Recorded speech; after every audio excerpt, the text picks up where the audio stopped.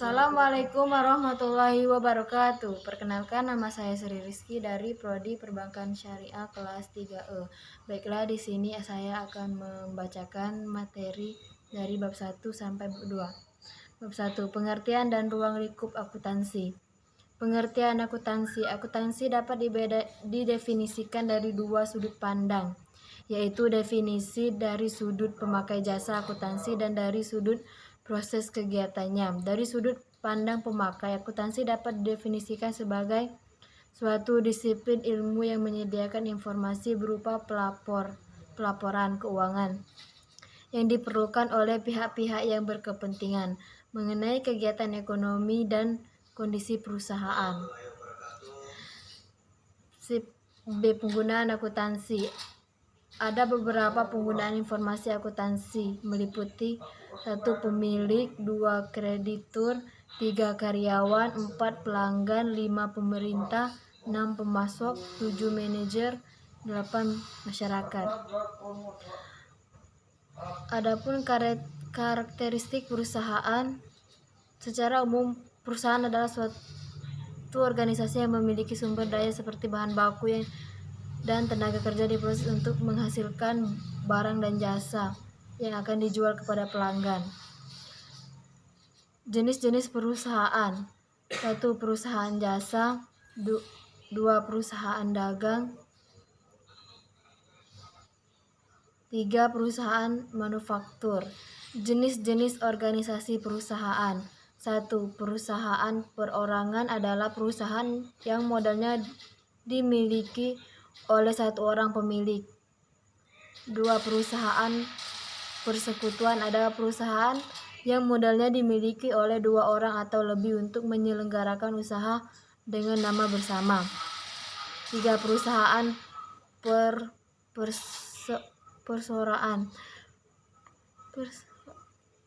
perseorangan adalah perusahaan yang modalnya terdiri atas saham-saham. Bidang-bidang akuntansi.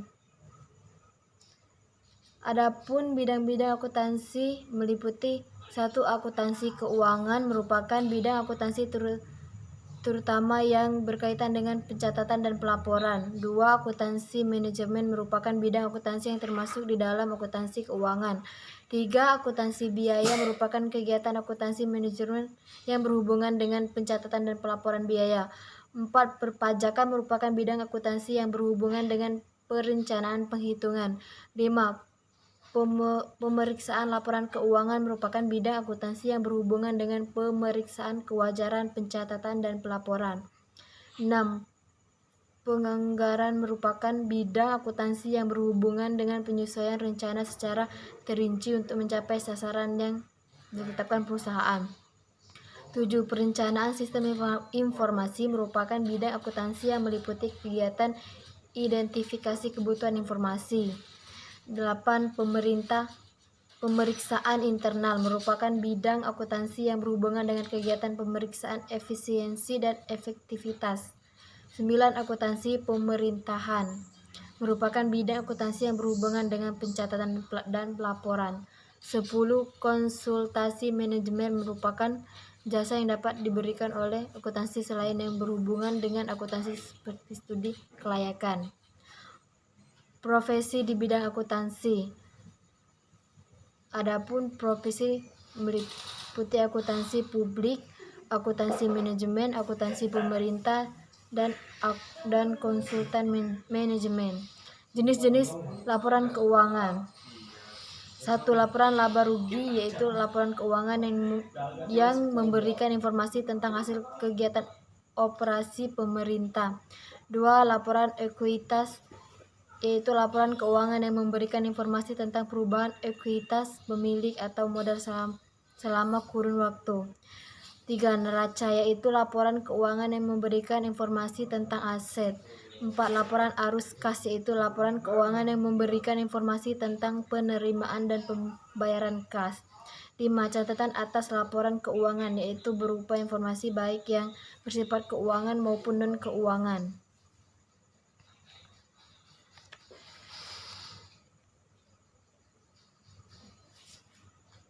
Bab 2. Kerangka dasar akuntansi keuangan. Pengertian dan manfaat kerangka dasar. Kerangka dasar dan penyediaan laporan keuangan yang didefinisikan sebagai konsep-konsep pemikiran yang mendasari penyusunan dan penyajian laporan keuangan bagi para pemakai eksternal. Kerangka dasar diperlukan mengingat manfaatnya.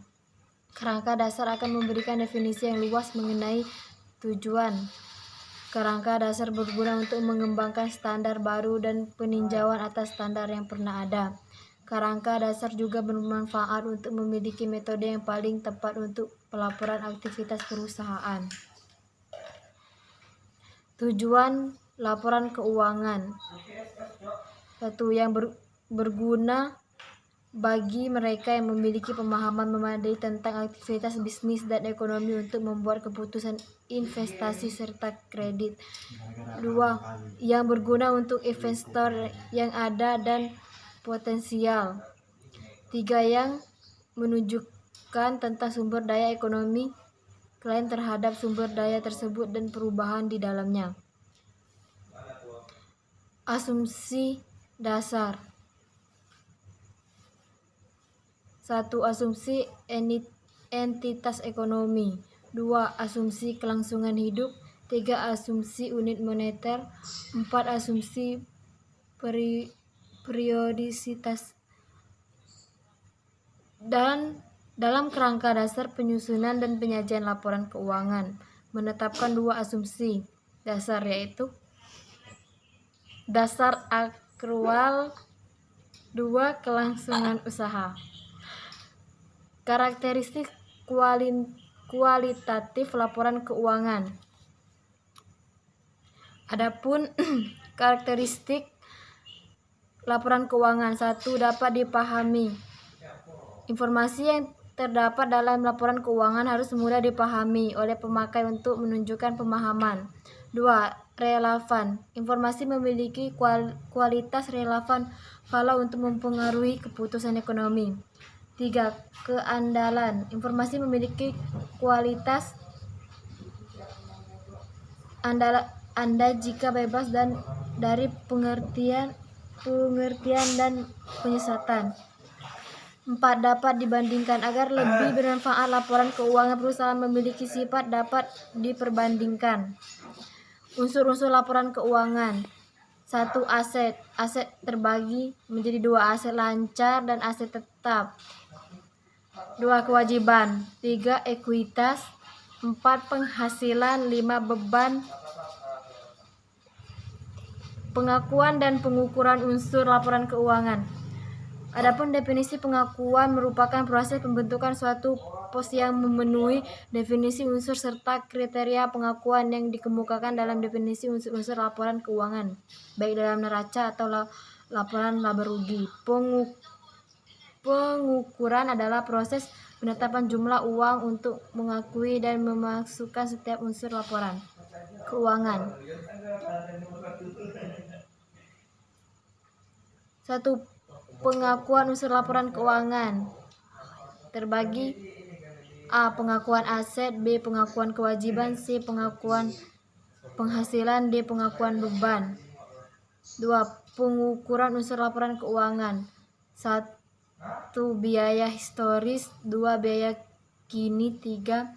Nilai realisasi atau penyelesaian. 4. Nilai sekarang. Baiklah, itu saja yang dapat saya sampaikan. Lebih dan kurang saya mohon maaf. Wassalamualaikum warahmatullahi wabarakatuh.